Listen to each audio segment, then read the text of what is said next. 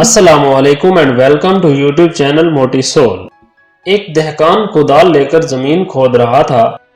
एक बेवकूफ पास से गुजरा और कहने लगा, ऐ किसान, तुम कैसे जालिम हो कि हमवार जमीन को खराब कर रहे हो।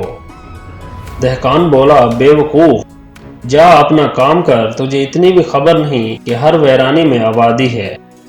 अरे अगर मैं जमीन के सीने को हल से ना चीरूं और इसके ढेलों को कुदाल से रेजा रेजा ना करूं तो ये बीज किस तरह कबूल करेगी।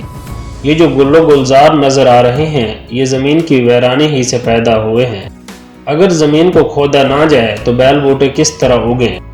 मट्टी खोदने से कतई नज़र अगर हम मामलात पर गौर करें तो मालूम होगा कि हर खराबी में आबादी और हर तकलीफ में राहत है। मसलन जब तक दर्जी कपड़े को फाड़कर टुकड़े टुकड़े ना करे पोशाक तैयार नहीं हो सकती। जब तक बढ़ाई लकड़ी और लोहार लोहे को ना काटे कोई मुफीद तलब शय नहीं बन सकती। जब तक कसाब बकरी को चीर फाड़ कर कीमा ना कर दे कोफ्ते वगैरह तैयार नहीं हो सकते। जब तक गंदम को चक्की में ना पीसा जाए खाना तैयार नहीं हो सकता। बस साबित हुआ कि हर आबादी के लिए अव्वल वैरानी ज़रूरी है।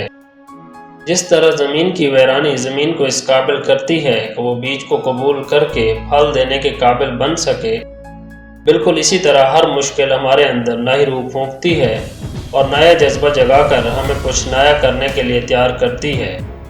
दोस्तों, हर मुश्किल अपने साथ एक मौका लाती है।